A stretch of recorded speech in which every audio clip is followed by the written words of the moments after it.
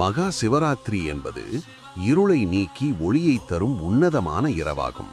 இதன் பின்னணியில் பல தெய்வீக கதைகள் இருந்தாலும் பிரம்மா மற்றும் விஷ்ணுவின் ஆணவத்தை அடக்கி சிவபெருமான் ஒரு பிரம்மாண்டமான ஜோதி பிழம்பாக நின்ற கதையே மிகவும் பிரதானமானது. ஒருமுறை பிரம்மனுக்கும் விஷ்ணுவுக்கும் தங்களில் யார் பெரியவர் என்ற போட்டி வந்தபோது அவர்களுக்கு இடையே எல்லையற்ற ஒரு நெருப்பு தூணாக சிவன் தோன்றினார். அதன் அடியையோ முடியையோ காண்பவரே பெரியவர் என்று அறிவிக்கப்பட்ட நிலையில் விஷ்ணு வராகமாக மாறி பூமியை தோண்டியும் பிரம்மன் அன்னமாக மாறி வானில் பறந்தும் அதன் நுனியை தேடினர்.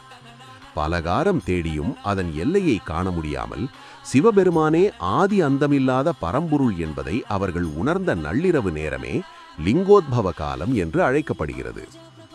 மற்றொரு கதையின்படி தேவர்களும் அசுரர்களும் பார்க்கடலை கடைந்தபோது உலகையே அழிக்கக்கூடிய ஆலகால விஷம் வெளிப்பட்டது. உலக உயிர்களை காக்க சிவபெருமான் அந்த விஷத்தை தானே பருகினார்.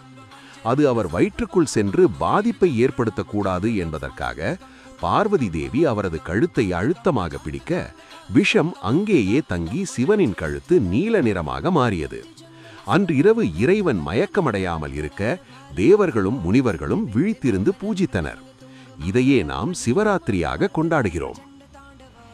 மேலும் ஒரு வேடன் காட்டில் மிருகங்களிடமிருந்து தப்பிக்க வில்வ மரத்தில் ஏறி அன்று இரவு முழுவதும் தூங்காமல் இருக்க இலைகளை ஒவ்வொன்றாக பறித்து கீழே போட்டான். அவன் அறியாமலேயே அந்த இலைகள் மரத்தின் அடியில் இருந்த சிவலிங்கத்தின் மீது விழுந்தன.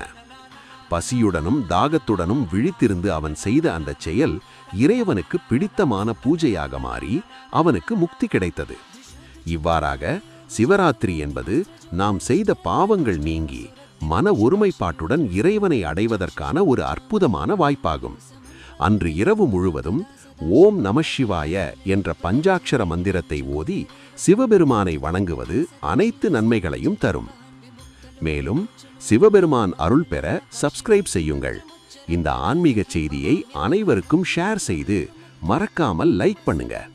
கமெண்டில் ஓம் நமசிவாய என்று பதிவிடுங்கள். தென்னாடுடைய சிவனே போற்றி. நன்றி.